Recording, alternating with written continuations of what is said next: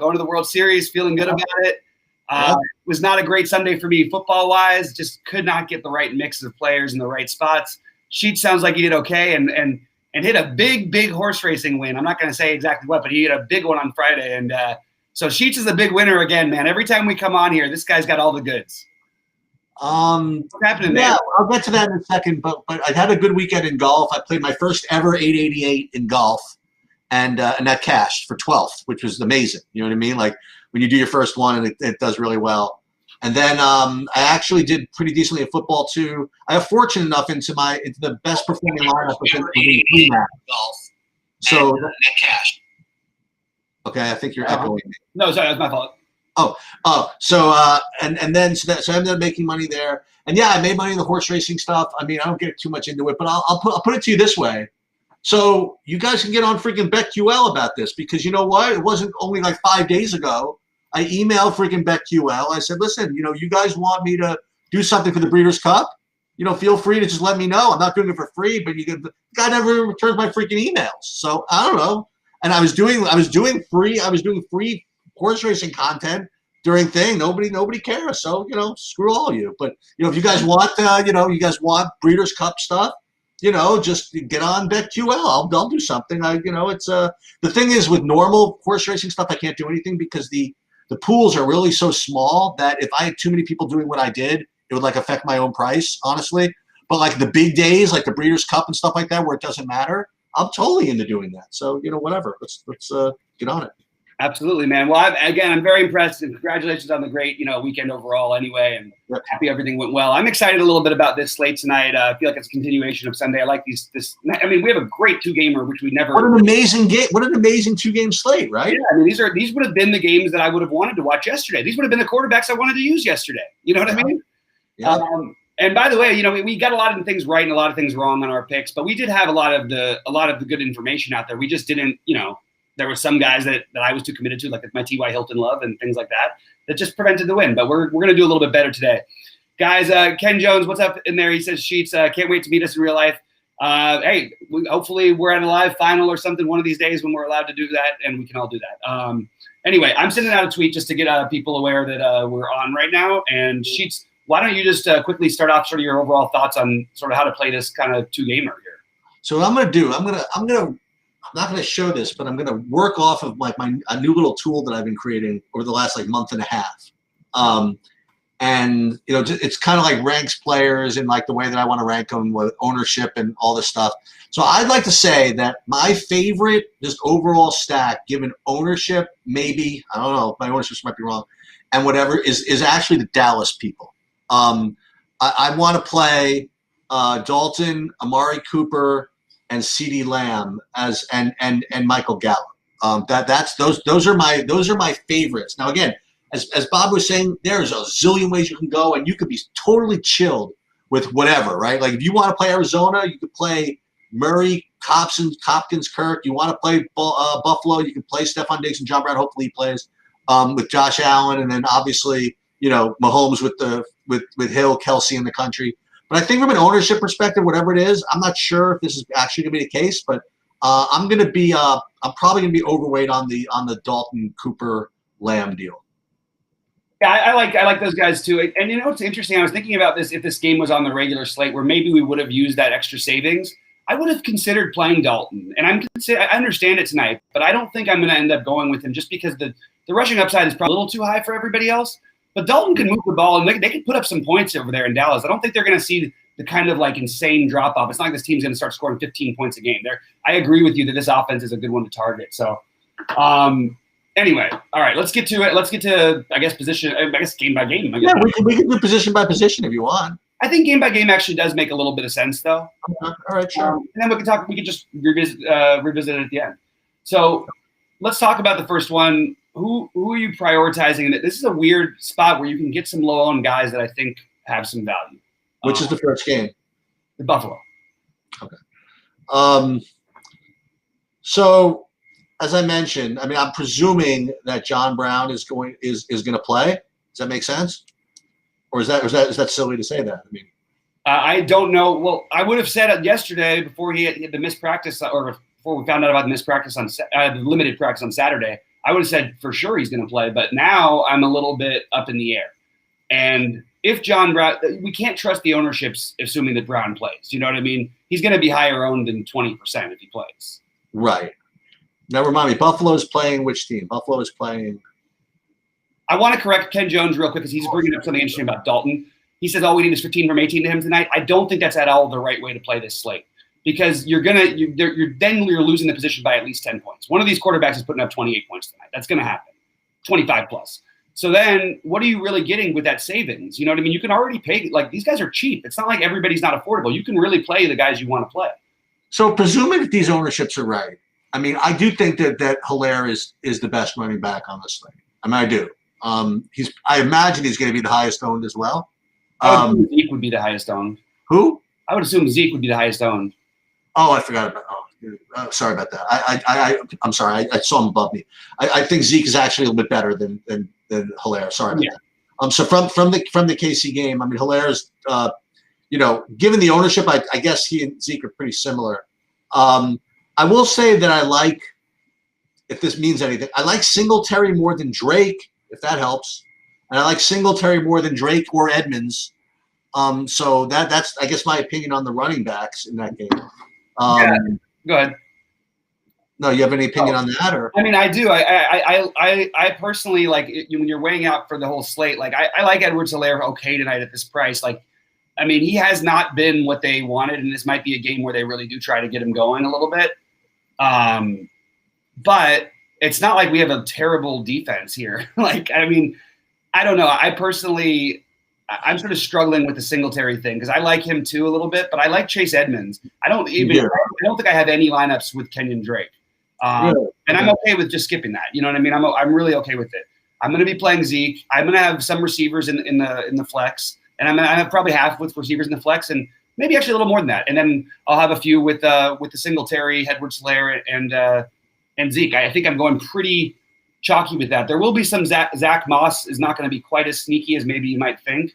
And I think that he's in play, but I don't think I'm going to end up getting to Zach Moss or Darrell Williams. I just don't need this value. I mean, and you know what? Partly why I don't need the value. There are really good, and now they're not all going to hit, but there's going to be some receivers 4.5K and below who have big games today, in my opinion. So that's what I would want to target. I like the again. Just I think I like again, given the ownership, whatever. I think I kind of like the Buffalo receivers more than the KC receivers.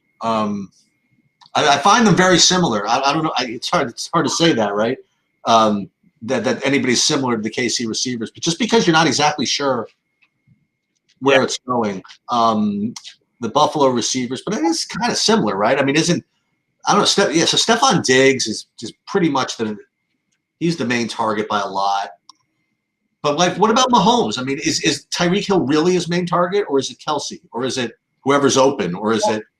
Well, it is whoever's open, but we don't have Sammy Watkins. You know what I mean? Like, right. I mean, McCall Hardman is a terrific play, but you have basically like even just take the projections. McCall Hardman and at the same price essentially Cole Beasley. We'll see what happens with John Brown, but I think Beasley might even be lower than the current less than 20% that he's projected. So you can play if Brown is even in. I still like Beasley. He's still going to get work underneath. You're gonna be passing the ball a lot, assuming, and he's the same price with the same projection, and probably going to be half, maybe a third as owned as Hardman. So I like that, just pivoting over that way and playing Beasley. Although I do prefer, I think Hardman is more of a game breaker than Beasley is here. The long shot play will be if Brown is out, McKenzie. I think Diggs is the best. I like Diggs better than Hill. I like Diggs better than anyone. He's my priority, spend up, I guess you would say. But I'm going to play Diggs. I'm going to play Beasley, and I'm going to mix in Brown assuming he plays. But I will be ahead of the field on McCall Hardman. I'm not playing Tyreek Hill. I don't think I have him in any lineups right now. You prefer? So I like Kelsey over Hill, but I probably am going to end up using more of the Dallas tight end than either. You prefer Diggs over? I don't mean just raw points, but you prefer Diggs as a play over Hopkins? For Diggs, I do prefer Diggs as a play over no, sorry, I prefer Hopkins as a play over Diggs, but what about Diggs versus Cooper? Diggs. Okay. Cooper was on pace to have like the most targets of anybody this year. I'm interested to see how it plays with all these weapons. You have to think though, the only thing we have to remind people about Dallas is like maybe they've messed up by not running the ball. You could see them running the ball more today. So the only warning on wide receivers. Also, it could be like Cedric Wilson day. You know what I mean? He's one of the low price guys who I like over there. So just before we overcommit, I think we do want to make sure we take at least some players from this game, even though it's tempting just to want to stack up the last one. And for me, it's going to be Hardman ahead of more than the field. Kelsey probably right with the field at about half my lineups. Probably right with the field on Hardman, but then I'll be well over the field on all the Buffalo receivers. Yeah, Kelsey is just such a strong play over these other tight ends. It's I'd love to play the other ones too. I'd like to play Tyler Kroft. You know, I would, or the better player, or Schultz, or the whatever. But just Kelsey, just when you have a 2-game slate, those raw points for that position is kind of rough. Yeah, kind of rough to give up. No. Well, I mean, I don't think there's any reason why with a new quarterback that Dalton Schultz couldn't have a big game. Okay.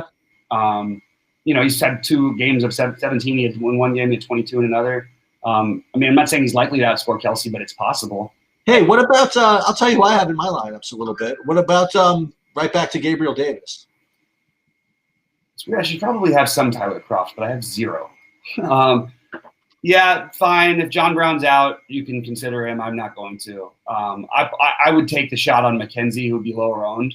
And oddly, is kind of more involved on a regular basis than Davis is.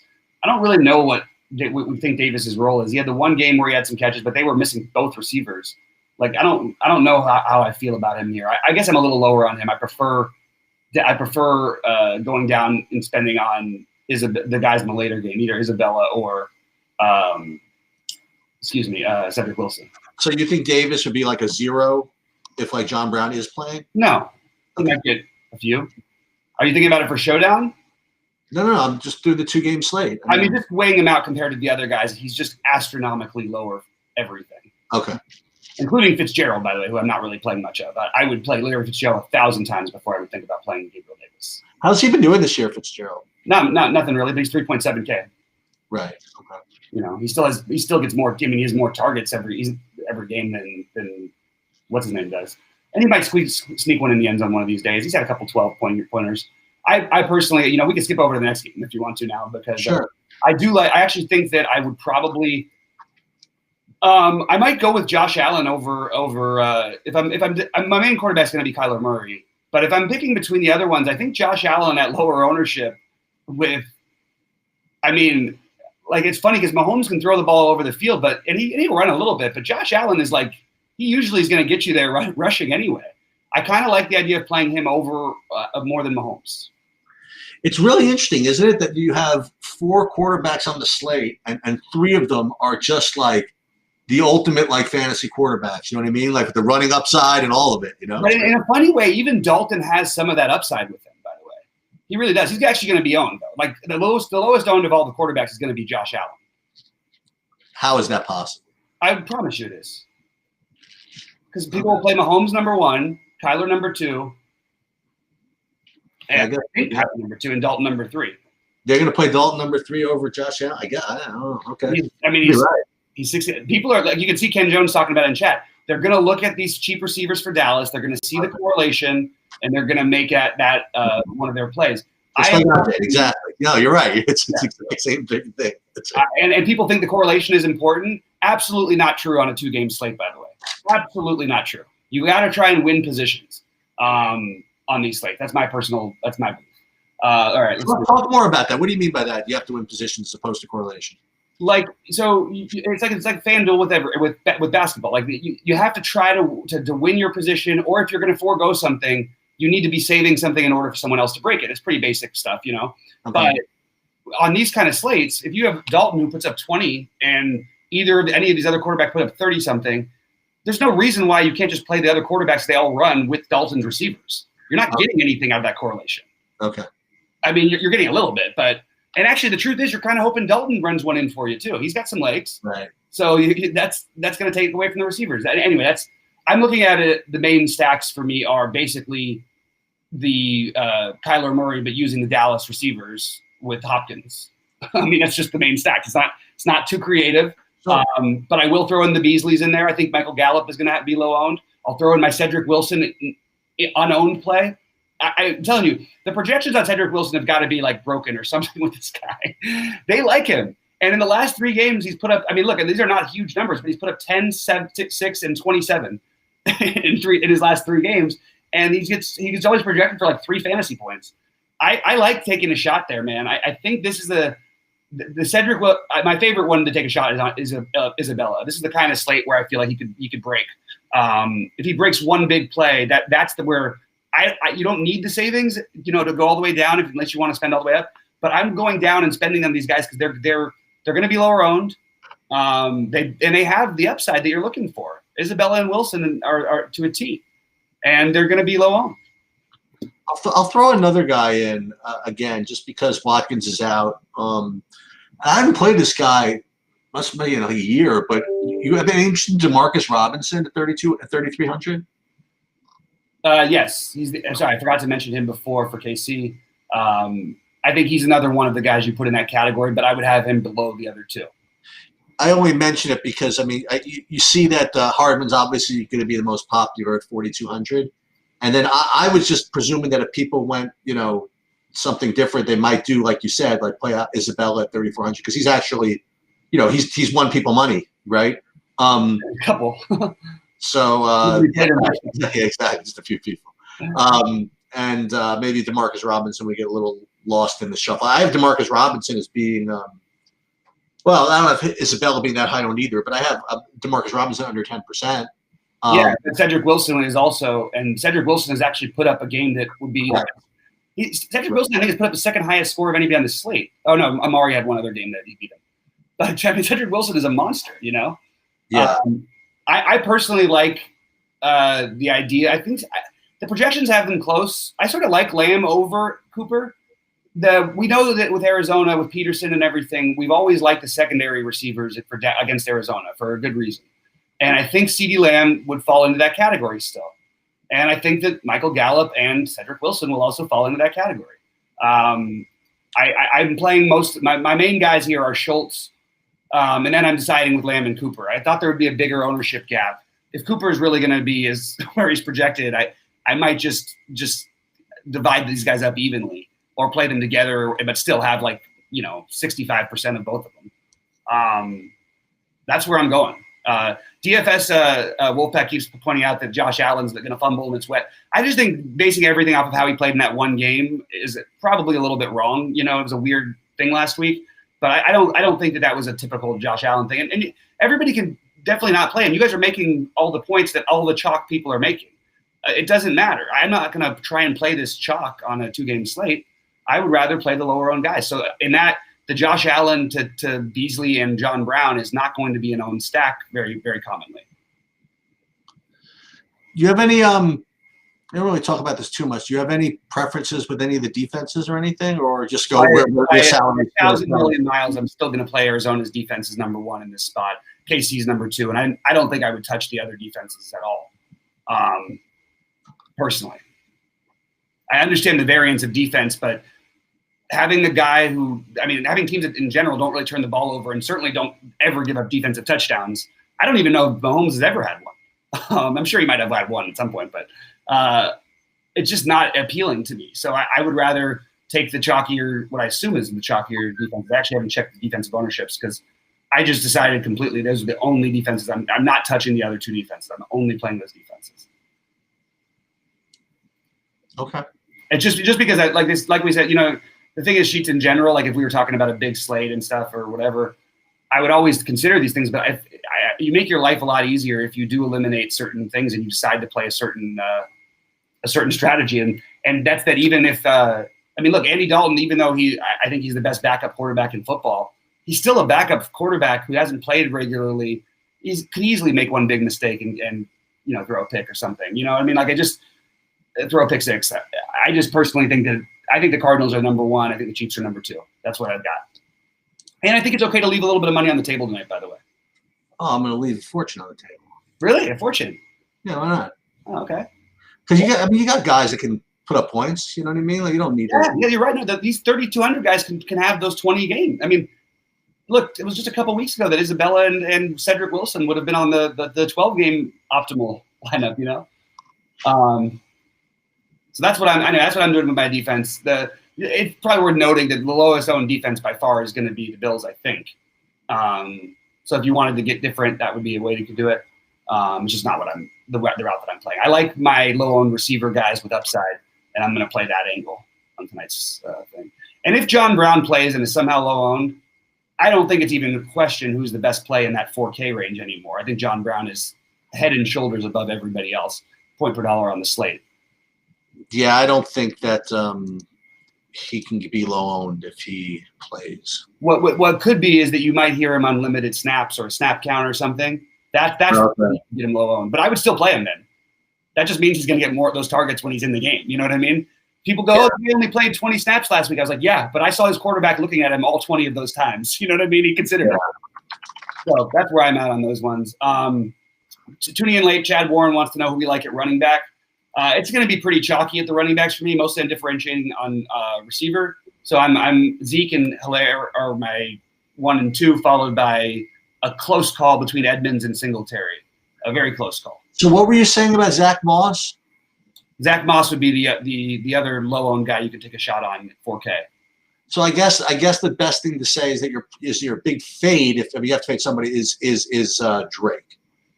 I'm fading Drake, and I'm fading. You mean just as a running back, right? Yeah. Yeah, just as far as running backs go, I'm not playing Drake. I'm not playing Moss. I mean, but Moss, I don't think he's going to have the ownership that he's projected to. I'm not playing Darrell Williams, even though I can understand how he might get some work. So those are the guys I'm just completely avoiding. Yeah.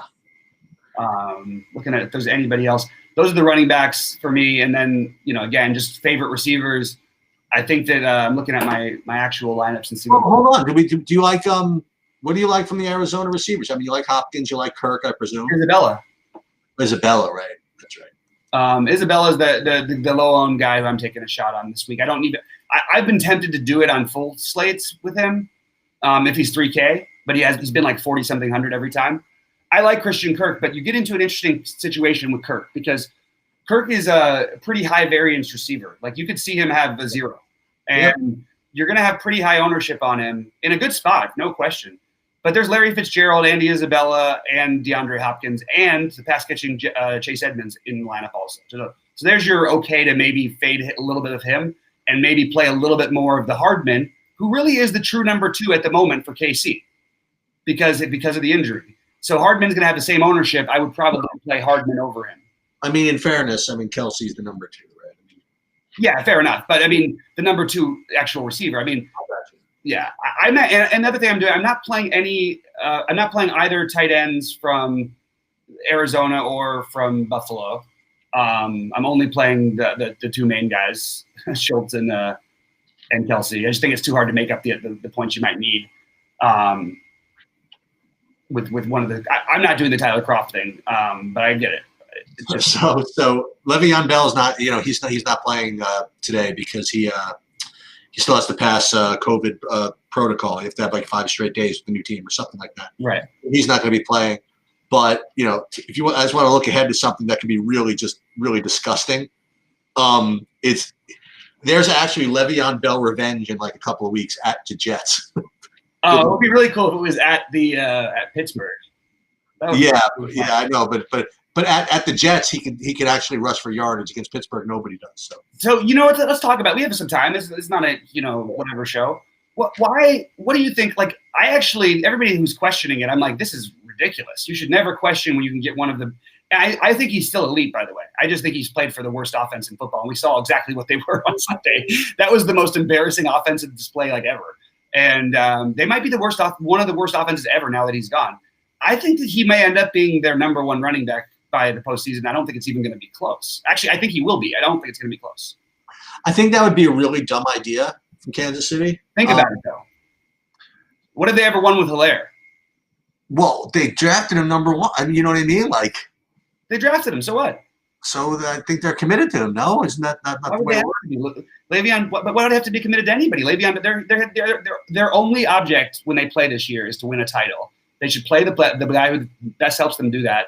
They loved LaShawn McCoy and how Andy Reid is the best at utilizing running backs to catch the ball in the backfield. That is not exactly Edwards-Hilaire's strength. Right. And Le'Veon Bell is the best in history at it. There's not even anybody in the same category of conversation. So I can't see, man. I can't see how they don't. There's a lot going on. Like so Le'Veon is along with.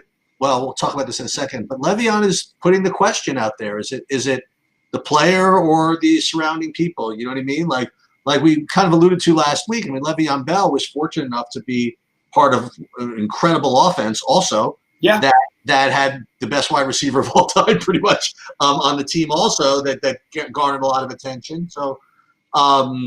You know, and he got like zillions of touches in a high-powered offense.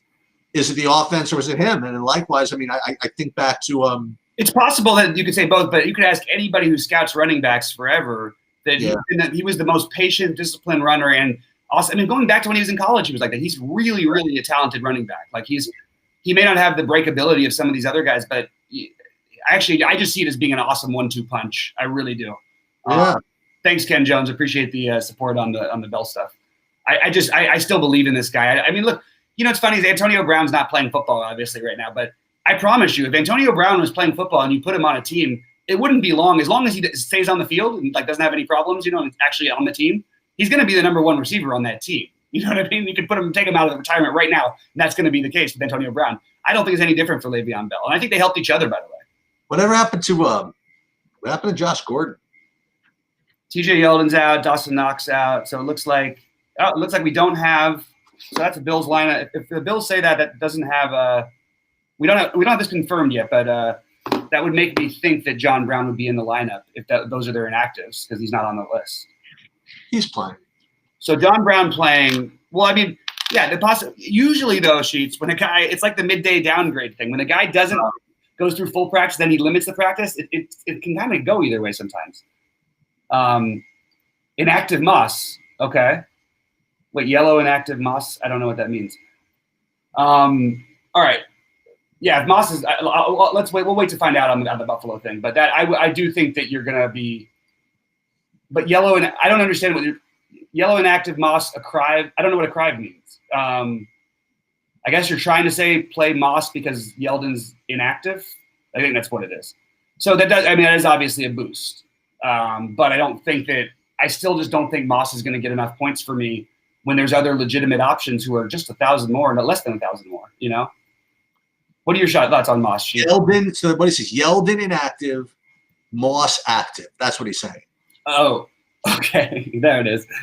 So that does give Moss a little boost. I don't think it's enough of a boost for me to play him here. I just think that John Brown is 4,000. You know, like we've got cheap players everywhere. Who am I saving for exactly? I can afford to get up, and I'm only choosing to go down because I'm trying to play a guy who can break a slate when I'm picking an Isabella or a Wilson, and you're going to get great ownership on those guys. All right, let me see real quickly. I wish I could get the updated projections right away, but I was asking a question. Whatever happened? Did Josh Gordon completely give up? Oh, White is in though. Yeah, so if White's in, it's basically the same role for Moss then. But still, he's going to get some role. Anyway, sorry, what was that, Chiefs?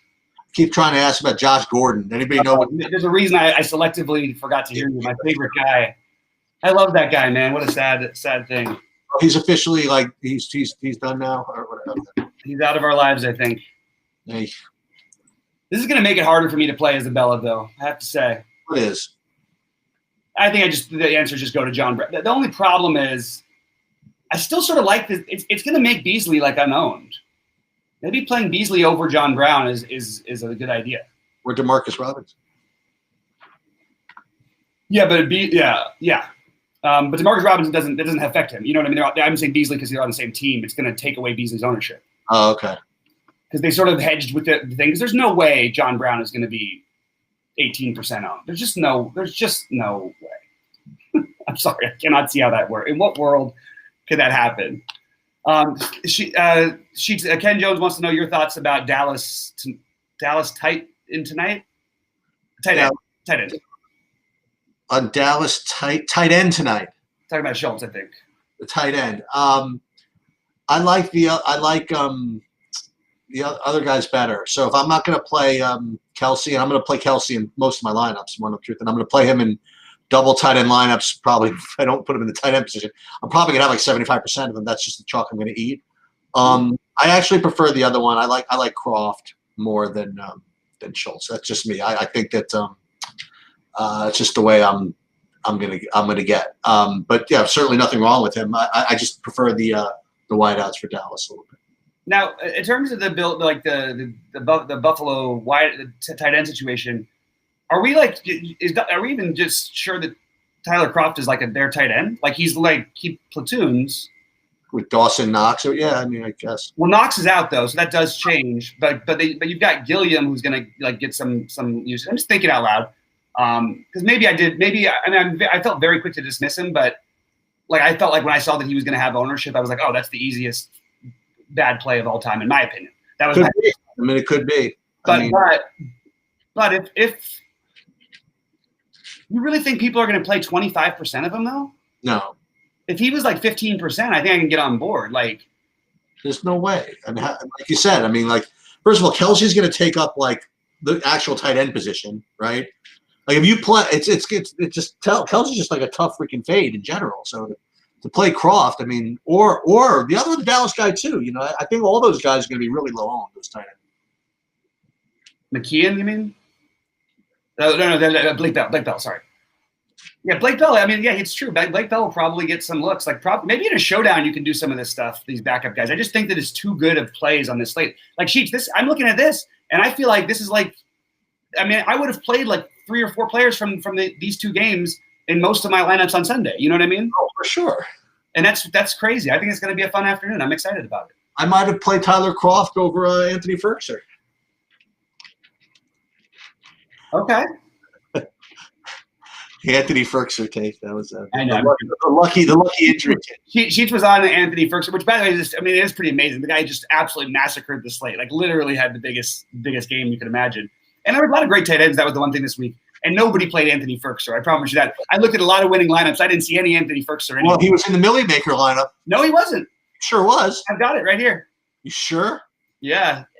Valdez Scantling was the dud in that one. Oh, you know what I'm sorry. He was in my single entry, the 3-max one that I was sweating. Oh, really? That's even crazier to me that he was in the 3-max one. Yeah. I think that the top guy had I think it was the Houston tight end. Oh, okay. Because he had a big game as well. All right. Anything else we're missing on this slate, guys? Get any QQs in there. Let's talk about, if there's anything else out. I still like going these lower owned receivers. I already prioritized them. I'm sure you guys have heard me say it enough, so I'm not going to do it again. But if you ask for any of them, I'll let you know which ones I like the most. Yeah. Wait. So I'm pulling this up here. This is like really just such a torturous 3-man lineup. 3-max. The guy won with. He won by a full 10 points. He had Ferguson at tight end. He had DeAndre Swift at running back. I mean, God. Dude, I was into the Swift thing. And the full Cousins, Thielen, Jefferson. Yeah, he's earned it. He survived 6 points out of Devontae Parker, and he had Anthony Thielen. I had a good friend of ours, Sheets, or a good friend of mine, and a former, I don't know, whatever, friend of Sheets. I was on the phone with him one Sunday morning. He was talking about, he's playing his 20 lineups, and what am I going to do? And he says that he wanted to lock in Philip Lindsay, and I said you should take half of those lineups and put in what's his name instead, DeAndre Swift. And he got into it, and he started doing it, and then he ended up thinking about it, and then he ended up changing his mind. But every lineup that he had, he literally nailed everything else. Every lineup that he had Lindsay in that would have had Swift would have at least been in the top 10 in the Millionaire Maker, which was just crazy because he literally. I actually went to Lindsay for not much, like 12% or something like that. There's nothing he didn't get there. He was fine. I mean, he got 3x or whatever. Yeah. No, but how do you get to what you say? No. I had Lindsay. Yeah. I didn't even think of DeAndre Swift. I literally didn't even think of him for a second. I didn't until I started figuring out that game. Yeah. I got really into it with that game. I was seriously thinking about playing like 25% Adrian Peterson on Sunday morning. I was really like, I don't know. I just thought there's just no way that they're going to have nothing from the ground in that game. And it was the best way to hedge off of the most popular passing stack in football for the week. I'm looking for a low-owned third receiver, I'm guessing you mean, Ken. So assuming that's what you are. The low-owned ones I like are Isabella. Cedric Wilson is an extremely long shot play. I want to make this clear. But Cedric Wilson can win a tournament for somebody tonight. Those are my favorites personally. McCole Hardman, I think, is not going to be – I think he's going to be owned. That's the only issue. So I like pivoting over to Beasley. But I actually am curious now with Brown in where his ownership owns up. I think it's going to be much higher than you're going to see on projection systems. But in case it's not, I think John Brown is definitely the best cheap wide receiver, but he's just not going to be low owned. Hey, what happened to Zach Ertz? Got hurt. He did get hurt, right? Yeah. Everybody he's out for next week already, right? What? Is he out for next week already? 3 to 4 weeks, yeah. Yeah. Sidney Watkins, John Brown, and Moss active. Yeah, okay. As expected. Okay, so here we go. So we're basically off and running with the Brown thing. If people really aren't going to play Brown, and I'm starting to think if everybody really felt it was that sure this morning, where I actually was a little bit concerned because of the practice thing, and they still put him at 20%, maybe he really is going to be around there. I mean, that's crazy. Yeah, if he plays, he's a very strong player. But remember, there's a lot of good receivers in general. I mean, he's talking about winning the position. I mean, yeah, but he could put up the highest score of any of the receivers too. Oh, that's tough. I mean, it's like there's not the difference between him and Diggs is not as great as you might like in terms of what their production could be. Right. People might think. Wow, that is interesting. Okay, well, that's going to make me do some different things. So I've got some thinking to do on that one. All right, guys. I think we're pretty much done. I think we got all the stuff answered. Let's go Dodgers tomorrow. I don't know exactly what kind of shows we're going to be having coming up. I'll probably do a little thing whether Sheets can join me or not. I'll probably just do like a quick showdown thing on some of these baseball World Series slates because I'm excited about the World Series. But yeah, this is football for the weekend. Sheets, I hope at the start of the week, I didn't tell you this last week, but I hope you can have a week like you had last week, and I hope I can be right behind you because yeah, I'm gonna be. This guy crushed it. By the way, he's not gonna say anything bad. I do like just. I know he doesn't like to talk about himself, but this guy knows his horse racing. Anyway, go ahead, Chiefs. I'm gonna be actually out tomorrow and Wednesday. I'm actually going to visit Matt at UVA. So if I don't bring back COVID, I'll be back on Wednesday night. And so I'm not going to be around tomorrow or Wednesday. But I would love if I get back in time Wednesday. If we have time, maybe we could do a golf thing or something. Yeah, I would enjoy that. Now, I mean, look, that's what we got to focus on now, right? Yeah, we'll see. And you know what? If I could think of something else to bring out, we brought some other guys on our other show, whatever. But if I could think of some other thing to talk about, and more than we'll keep you busy. Yeah, we'll keep you busy, and when on our end, we can discuss it another time, but we'll find some interesting stuff to do. All right, guys. For Sheets, for all the people at BetQL. By the way, last thing before I get out of here about BetQL, BetQL won 88% of their football games that they bet 5 times so far. Yeah, this might be something people should actually look at. So go and enter the promo code BobbyFi for 20% off. It's a pretty awesome site, and their projections are better than anyone else's for just straight sports betting that I use. At least anyone that I'm familiar with. Excuse me. I want to tout myself. Just 1 second. Just for a second. Tout, do it. I want to do this because, again, I had to force my way into this take at the end of the last show, or 2 shows ago. And I said, give me 2 seconds to give you my 3 picks in golf. And one of them was Kokrak, who won the tournament. Oh, you nailed it. I forgot about that. So there you have it. This guy is on fire. I think the guy who Bobby could not pronounce for weeks and weeks and weeks. It's counterintuitive the way it's spelled, and also it's kind of a funny name.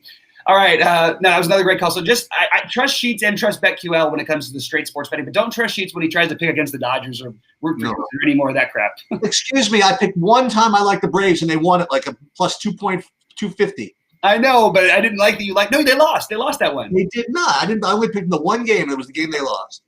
Oh man, that was when Bryce Wilson. Okay, well then no more picking the Braves anymore.